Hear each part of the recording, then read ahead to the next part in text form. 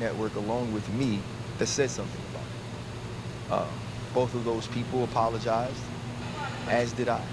I didn't want to, right? I was told I couldn't come to work if I didn't. And at that point, I said, well, I can't come to work tomorrow because I don't believe I did anything wrong. Some conversations happened, and we got to that point. And Outkick wrote an article about all the people that apologized. Two very prominent faces at ESPN. And they praised them for who they were and how they brought this thing back around. And they bashed me.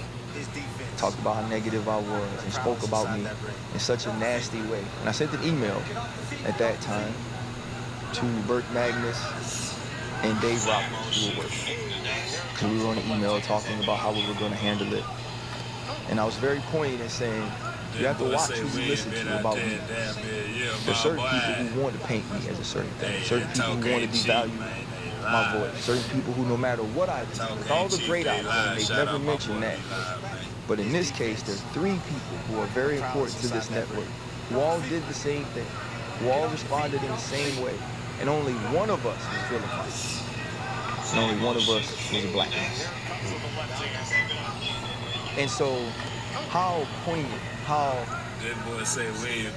purposeful is it to make sure that that's the exact same publication that gets the story that I'm going to be fired? Because you know what they're going to do? They're going to praise ESPN. They're going to pump ESPN up for getting rid of the person who stands up for the community.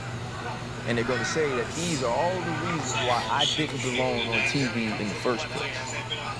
So let's garner as much positive publicity as we can early before all of these people that you've seen come out on my behalf and say I was the best in the world at the job and I deserve better. One, I didn't deserve to be laid off or fired. It ain't about money. Two, I didn't deserve to be handled that way. So let's get ahead of it. And they were going to get ahead of it by leaking it to someone who they know hated. I would say, bro, how could this be that thought out when they just asked you if we could all, as a crew, come on first taking off? That don't make no sense. When I saw how they did it and how outspoken you are about the community and how, like you're talking, some people don't agree with your stances and don't like that you were that open on their platform. To me, it seemed like it was almost like buck breaking. Slavery term. You know, where you're the outspoken one, you're alpha. Let's embarrass him so everybody else gets in line. So nobody else talks crazy to us anymore, goes through emails or whatever. Like, no, let's teach him a lesson. Let's embarrass him on national TV so that they all line up. Yeah, I think that could be part of it, you know? Like, I also know that this is a private company. They get to make their decisions based on what they want to make them on what they want to do. What I do know is they didn't take a vote. This wasn't about the majority, right? This wasn't about the people I work with day to day, because my phone don't say that. Production people who ain't worked with me in 5, 6 years, thank you for how you treated me. Thank you for the laughs. Thank you for your professionalism. Thank you for showing up constantly. You know, Monday night, thank you for always. If we didn't have any talent on the meeting, you were always there. You were always on time. You were always building things for the other people on that set. Thank you. And so when the people you work with cry for you, and that means the world to me. When I get the messages of like the fact that I supported you, the fact that I was there for you, means the world to you. Like it gave you the legs to stand up and be who you were on TV. Like that matters. This was a dictatorship.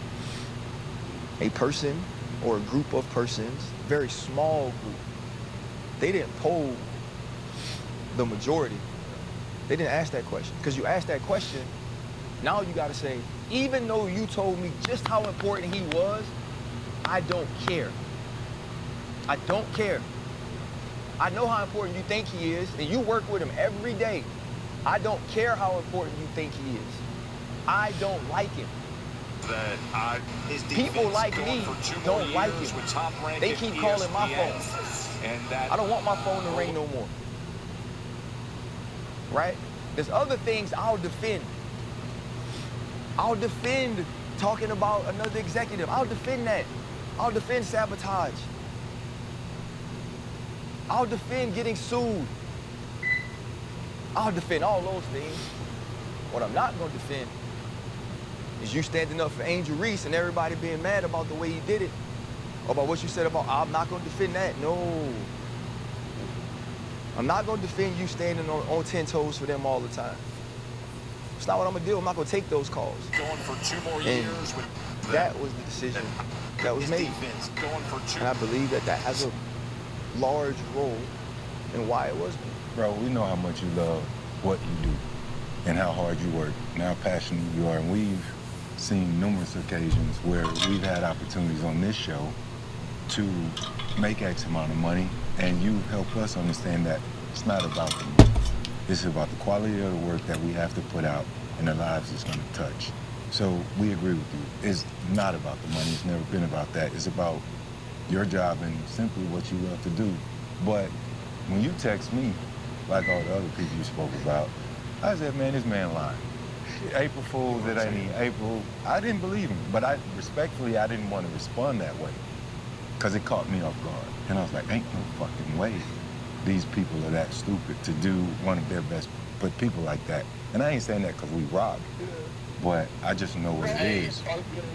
But even then, you know, I started searching the internet and trying to figure out, like many people might be, like, what happened? Like, what's going on? Like, is this a Netflix doc situation? Like, what's really going on? Yeah. And we've been hearing reports about, you know, the disagreement with Peter, right? Yeah.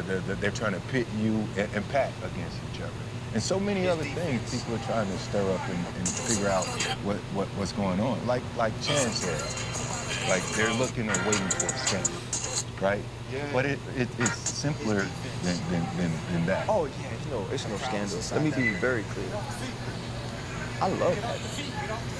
I think what Pat McAfee set out to do really put in place a blueprint for a lot of us. Like, can we do it and be accepted or received at that level, at that amount of money? Probably not. He's an anomaly in that way.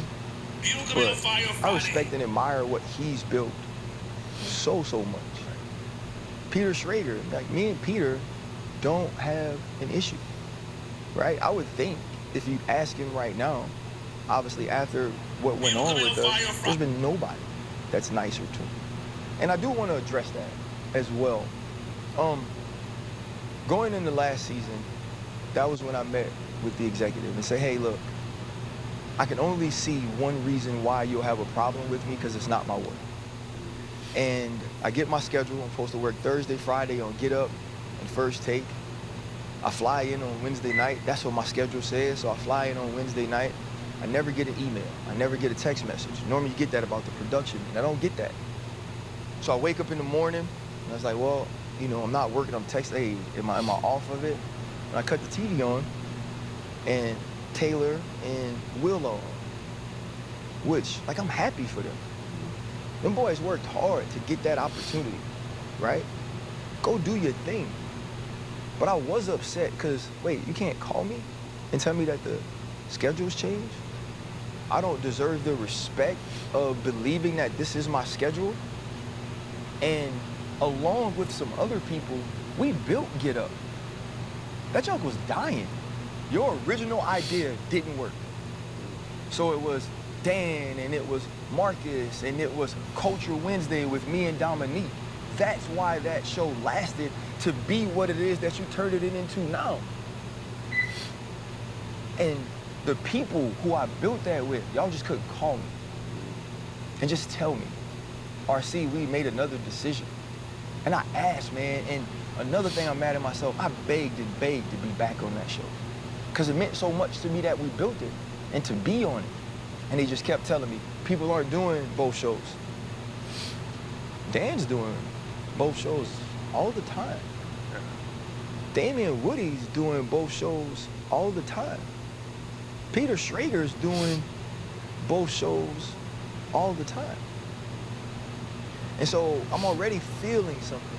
And you go into that Friday, and Greeny had said and Peter had exchanged a couple of times that neither one of them ever played.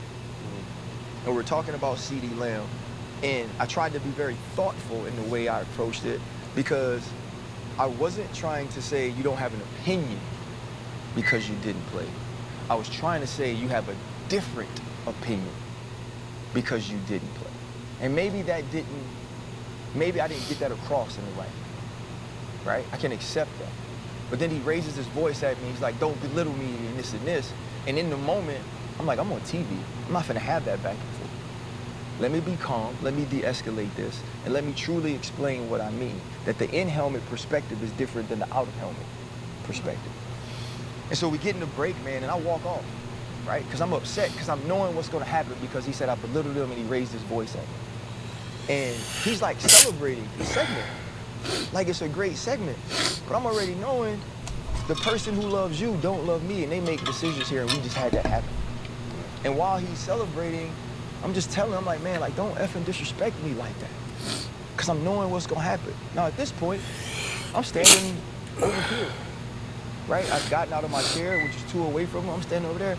And obviously, they recorded and they showed me the video. And I'm talking to people who've been there for 12 years, man, and they like, we thought you were going to get aggressive. What? The person you've been knowing all this time who never did anything, who's never had an altercation here, was going to get aggressive from over there? So now you're trying to paint this angry black man trope of me that you know is not true, but I'm starting to feel the narrative. I feel what you're doing. You get me on the phone and people are telling me you gotta work better with people. Work better with who? Everybody I work with loves me.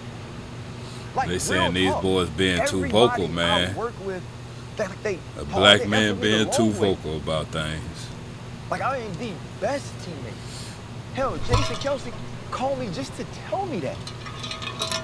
And so I was just seeing the narrative that was being pushed and seeing the way it was going. And then even that, much like what happened with Outkick with my firing, they leaked that video. And when they showing me this video, it's the video from the control room. So if that's gonna get released, that's somebody that works for us. Damn. Right, you've been here 12 years. You have this incident. I want people to know that about you. I'm getting calls. We got the video. The video's been leaked.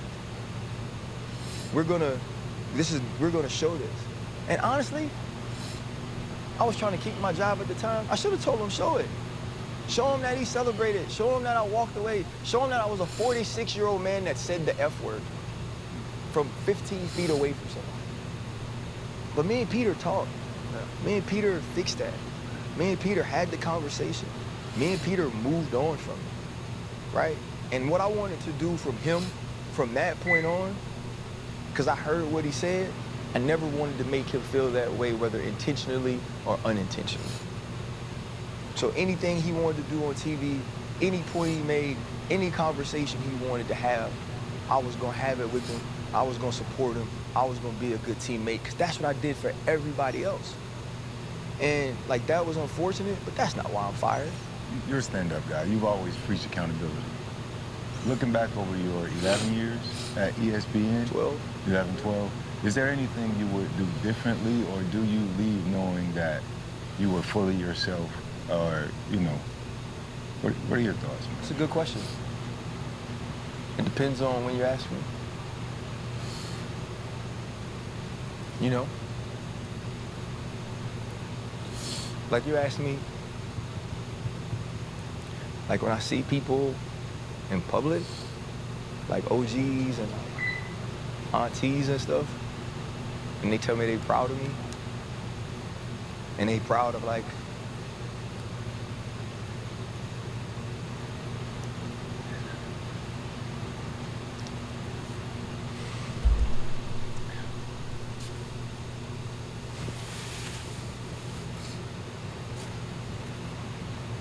and they probably like the way.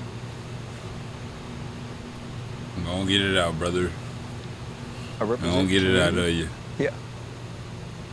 RC for I wouldn't real, change man. anything.